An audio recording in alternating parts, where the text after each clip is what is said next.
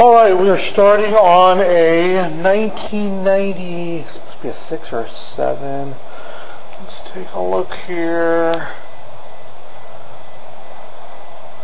1996. Metro 2-door, 5-speed, 3-cylinder. It's been grossly overheated, so we're doing a full drivetrain restoration. The car's really clean. It's in really nice shape. Roll around here. I don't think I looked at the mileage on it yet. 116,395. And that door closed. Listen to that buzzer. And yeah, we'll just make her all brand new again. I guess I need to send an email off because I can't remember if we're doing an MPG head on this thing or not. But yeah, it's a clean Metro. It's in real nice shape. This one will be around for a long time. Alright, time to get started. Alright, just getting the brakes apart, getting ready to put some wheel bearings in it. They sure look like our original wheel bearings to me. So we're going to beat those out. The rear drums, the rear shoes have been wore out for so long that there's just virtually no wear on the rear drums, so we'll just touch them and clean them right up. They're just barely, I can hold the camera straight, I guess. These drums will look just like brand new when I get done with them. I'm just getting ready to pound out some front wheel bearings and press some new ones in. The rotors are just like rusted on there. And then one thing I noticed is it's got different year calipers on both sides. They're exactly the same, and there's no difference in how they operate. Just have different sized bolts. So I don't know if the car was in an accident at some time, or had a hub that went out and the parts store could only come up with that hub, or they bought one from a wrecking yard. Absolutely nothing wrong with it. Just one side of the car has some 12mm headed bolts and the other side is 14s. Perfectly okay, not an issue at all. And then where are we at on this? And then obviously put some rear brakes on it. Where are we? Like the rotors here. Not too terrible, but you can see that they went metal to metal, and nobody wanted to fix them, so they probably just slipped a set of pads in there and tried to fake that. Same thing here, they're just wore out. All they need to do is machine, they'll be like brand new again. And I got the tires off here, and they're all in perfect condition. In fact, they look brand new. I'm going to go over and get some balancing beads put in them, and these are the same Les Schwab V-rubbers that I recommend everybody run, these 155/80 13s, and you just can't beat the price. Well, it's like $210 or something with tax for mount and balance. And I think that's about it for this portion of the video. I'm going to get those front wheel bearings pounded in, some rear ones, get these drums and rotors machined up, slap some new shoes and pads in it, and we'll get it rolling again, and then we'll move to the next part. I'm not even sure what I'm videotaping. I'm not looking at the camera. But, I was going to say, you can tell because this one has a no seal on the outside of it, and that color of that grease. Well, I can just tell these are stock wheel bearings. Alright, I hear the phone ringing, so we'll click out of this and get to the next video. Something that, if you're at home doing this or watching this on YouTube and thinking about doing it, when you take your center spacer out of your rear drums, make sure that the machined, when you look in it, you can see that there's a machined edge inside on the back side of this picture. So that end right there, that faces out, so that goes towards the nut. If you put this in there and press it all together and you get it backwards, then you got to take it back apart and redo it. A lot of times you can damage a bearing.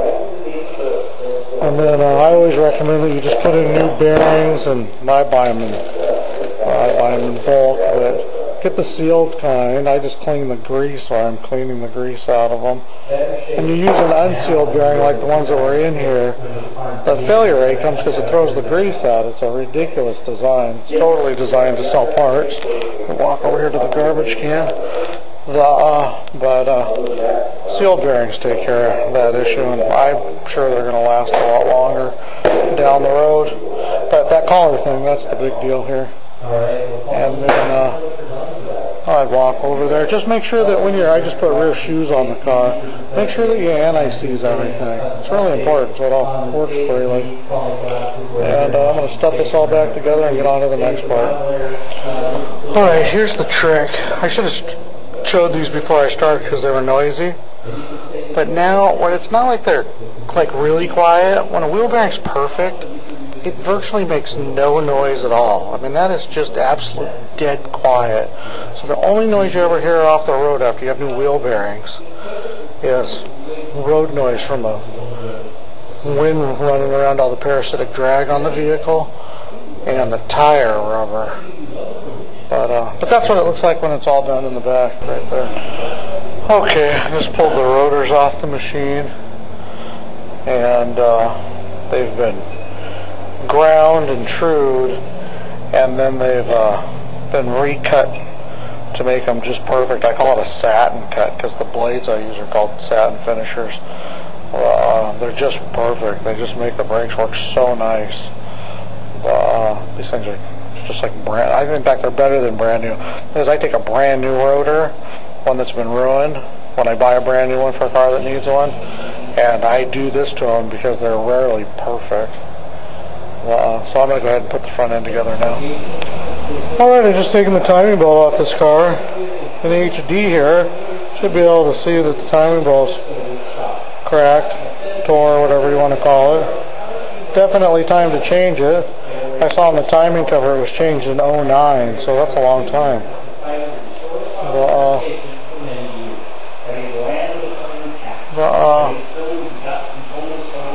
Sure, I would think this belt's newer than that, but at any rate, it's kind of nice. I'd say we got her just in time. Alrighty, got Jeff's motor out. See, it's a bit of an oil burner. Some sludge buildup in it. I don't know much detail about it, but it doesn't look like anything too terrible.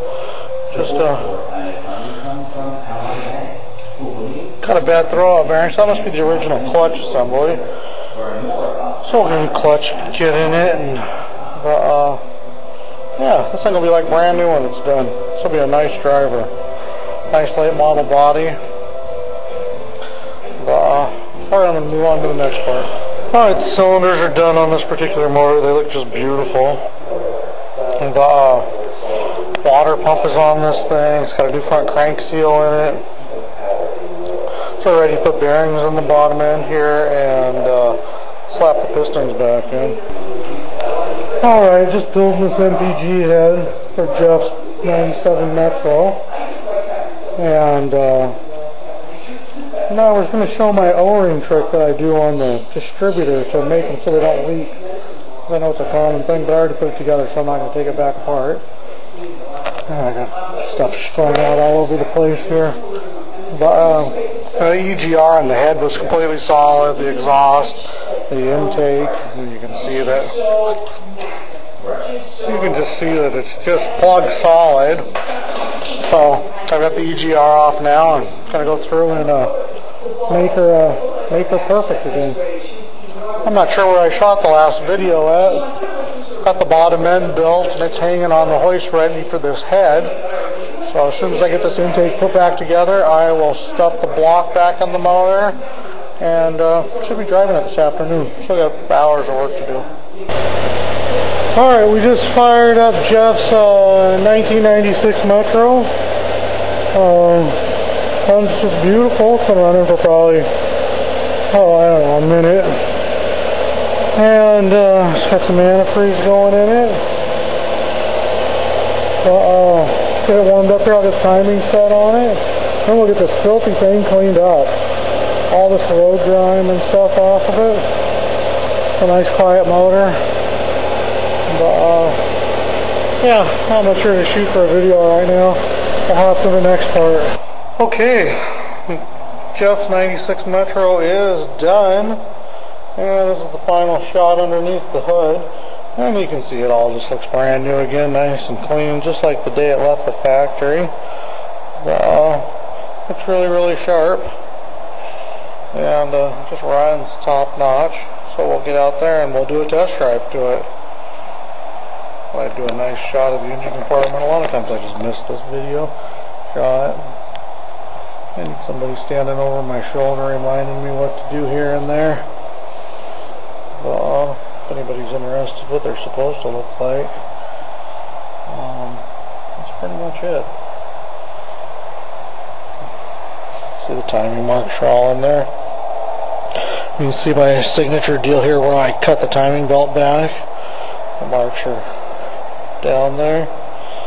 And yeah, this is ready to go. Alright, this was Jeff's Geo Metro. This is a 96 model. It's all done, clean, sharp. I always like white because it always looks so crisp. I'm not sure, I wasn't under there when Kevin did the exhaust on it, but had an exhaust system somebody put on. They didn't weld the top of the tubes. Didn't take the exhaust down properly and do it. So he pulled it down and put new brackets on it. Welded it all back up the right way. The car's in excellent shape.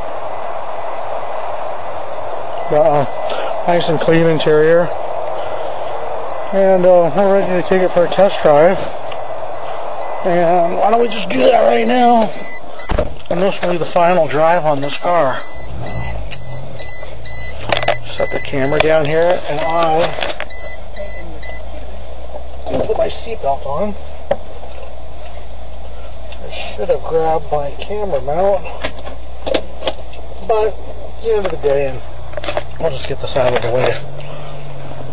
If there's one thing I'm good at is driving around with a camera so far. I haven't killed very many people doing it.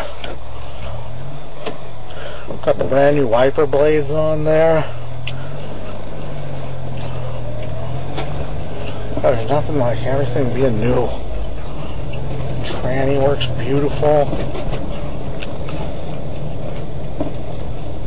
This car really is about as close to new as you'll ever get in a Metro. And that was my second year start, I might add. And my happy little sign that I like to have in the car. So much for that idea. I need to get some suction cups for that thing. It was such a good idea when we came up with it. We'll have to finish it. Alright, let's see. It's just a good cruiser. Nice and quiet. I got the window open here. Since we just put the glass in it, technically I want to leave the window open because I don't want to slam the glass for about an hour until the urethane adhesive seals up. Something if you ever put a piece of glass in yourself, because I know some people do it every once in a while, but if it's your first time, if you install the glass and then you slam the door, the pressure inside the cabin of the vehicle will push the windshield right out. A lot of times it'll crack it. Or worse, you won't even realize that it moved, and you'll have a little air gap in there in a few spots, and then the windshield leaks. About 99% of the time when you have a leaky windshield, that's exactly what happened. Not on a really hot day, and the glue was soft, and that kind of stuff happens. The car just runs just beautiful. I've actually already drove it about 100 miles. I drove it probably a little farther than that. I had a long commute. I'm gonna need to learn how to shift here. And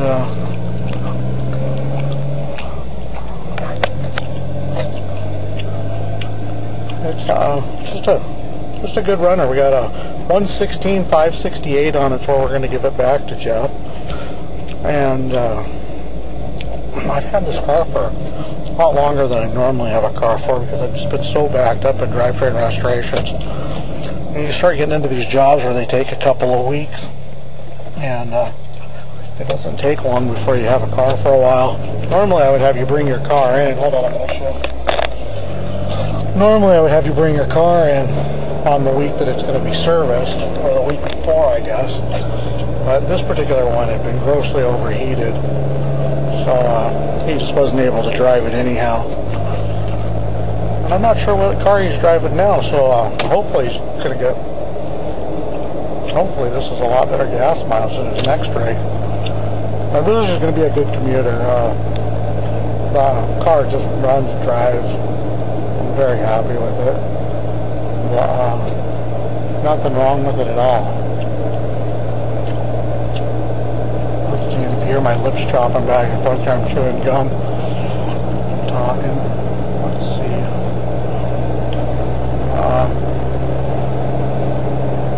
Just nice and smooth. No shakes, no vibrations, no pulling. Everything on this car is up to snuff.